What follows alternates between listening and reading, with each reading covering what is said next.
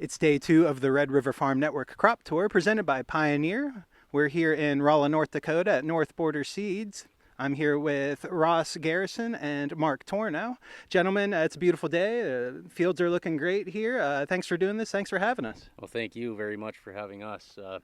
Just wanted to introduce Mark Tornow. Our new team member started in mid-July, and I am Ross Garrison, the agency owner. All right, thanks again for doing this. Yeah, you guys, you got some great looking crops over here set aside for us. A couple of good looking cobs and some soybean plants here. Let's start with the corn, if you guys don't mind. Just walk me through some of the numbers here, what we're looking at here, gentlemen. Yeah, so most of our grain corn is in that 72 to 78 day range up here. We do get into the 80s and 82s as well. What we actually have here is an 82 day under a pivot. Well, we're looking at our yield estimator of about 223 bushels, but we need some time. We're about 400 GDUs to go before we hit black layer. Yeah. All right, great. If you don't mind, also here, looking at these soybean plants, a lot of pods sitting there, looking really good. How's the soybean crop looking? Oh, it is really looking great. I mean, we've had a tremendous year. The moisture really helped them out a bunch. Just really great opportunity. I think a lot of pods are, especially to me, the top pods are really filling out nice at the back end of the year with that moisture. A lot of times we just run out of moisture and those don't get to fill. I think things are looking all right. Yeah, and speaking of that moisture, it's been a really wet year, guys. How's the soybean crop? How are the crops holding up here under all that moisture? Any stress? Yeah, we've seen some white mold here over the last 10 days or so coming into a few fields on the soybeans. We were actually dry and cool early, and the moisture started coming in July. We've had a lot of moisture here in August, cloudy, cool weather, and that kind of set us up for some white mold issues. Just a handful of fields really that I'm a little concerned about at this point in time.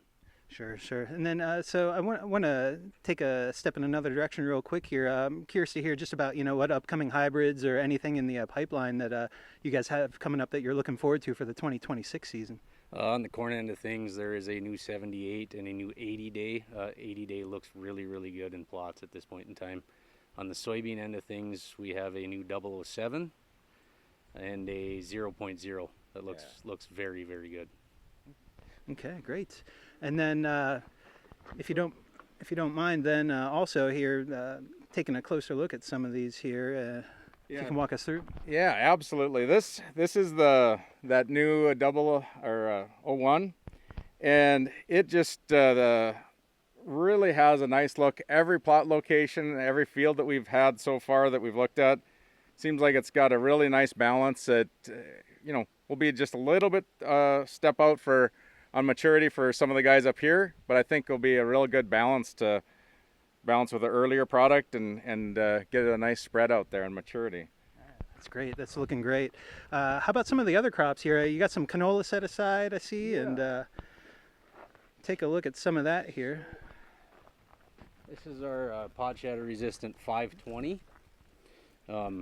There's a lot of guys in the area that opted not to do a white mold application because it was dry moving into flowering. But as you can see here, white mold has moved into the canola. Ooh. And that will affect yield. It's going to mature faster and lodge and probably shell out and shatter out before the rest of the crop is ready. So I do expect the guys that opted out of white mold applications, they are going to get a yield hit in the canola. Sure. Okay, great. Anything else that you guys have going on here? Tell me a little bit about what you guys have going on here at North Border Seeds here. So I've been with Pioneer as an agent for 10 years. I was an associate prior to that in this location.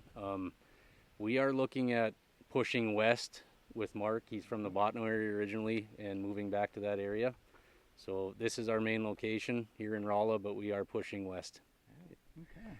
Yeah, it's definitely an exciting opportunity to really get back and work with farmers day to day and really do something enjoyable and really help them get more out of every acre, more out of their fields.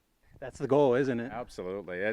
It's just really fun to really cooperate and get that set the goal, see where you end up, and really figure out how we can make some money in a tough situation. It's the most exciting time of the year for you guys, or for farmers around here. So, yeah, really, thanks a lot for doing this, gentlemen. Really appreciate you hosting us here, and best of luck with the rest of the season and harvest coming up. And it's the Red River Farm Network Crop Tour presented by Pioneer. I'm Tyler Donaldson.